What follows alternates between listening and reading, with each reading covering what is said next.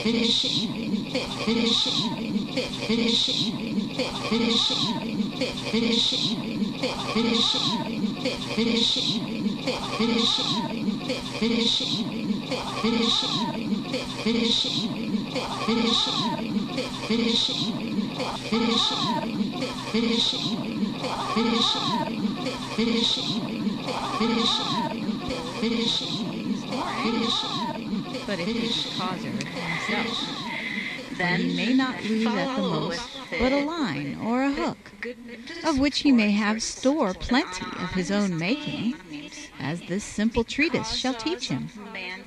So then his loss is not grievous, and other griefs may he not have, saving but if any fish break away after it that he is taken on the hook, or else that he catch nothing which is not grievous.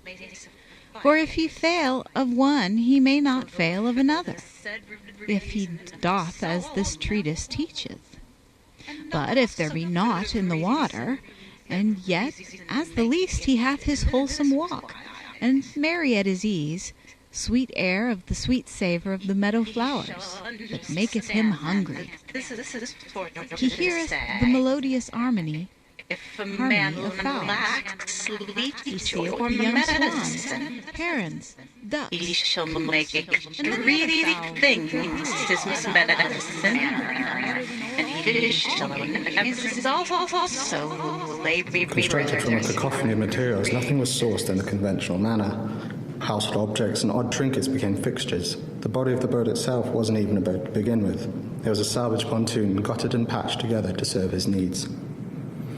It started with a fascination for seacraft. The angling was a mere excuse to own his very own water-going vessel. Ballast, buoyancy, starboard, port side, all concept and terms foreign to him. His fascination rests solely on shape, inspired by the fortifications, mounds, and protrusions of battleships from the past, the long, sleek lines of old liners, and the amazing hauling capacity of cargo ships. Where most had sails or an outboard motor, he had what must have been the most unconventional propulsion methods, a pulse jet engine no less, the noise of which was loud enough to drive away all but the deafest of fish, as well as other anglers. It was made up from old cooker parts and the exhaust pipe from a disused Robin Reliant.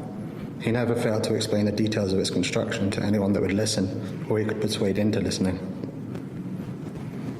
His fishing floats acted as buoys to race around, occasionally dropping a line here and there in his mind, setting off any suspicion that he wasn't there to fish. Unsurprisingly, he caught very few. Those he did catch, he would name, document, and release. His ambition to conquer ever bigger bodies of water led him out of the ponds and into rivers, where his unreasonably loaded boat became even more unstable, particularly around the tighter river bends and deeper, faster-flowing water.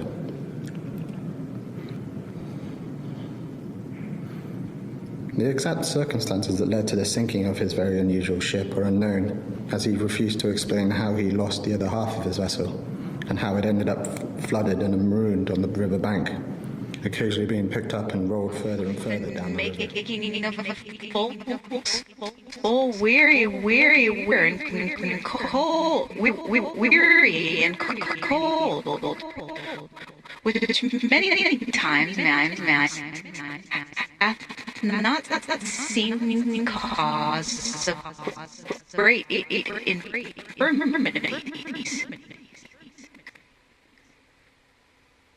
But the angler may have no cold, nor disease, nor anger.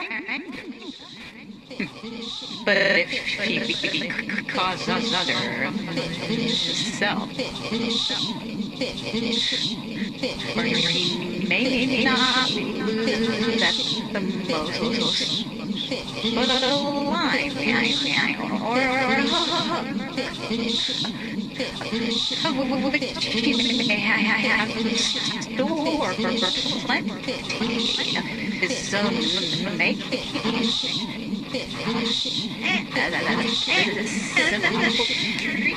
The angler taking fish. Surely is there no more man merrier than he is in his spirit. Finish.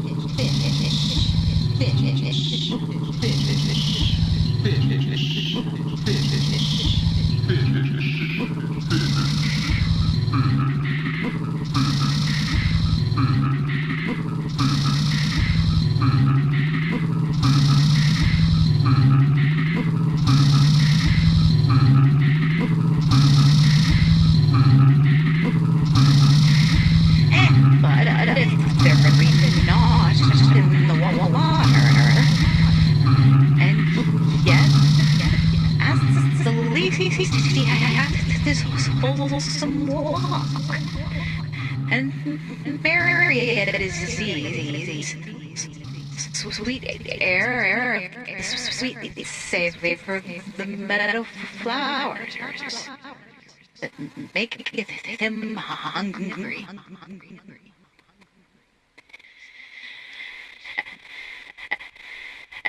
And for to know how to make your instrument your figure. And it shall be made of tree. Saving bold underneath, which shall be of iron.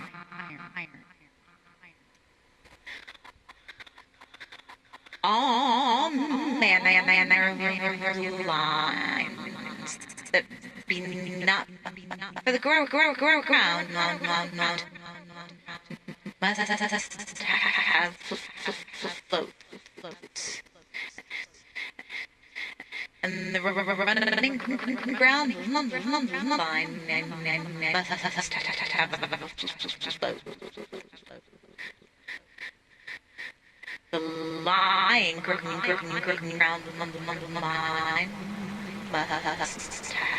must have float.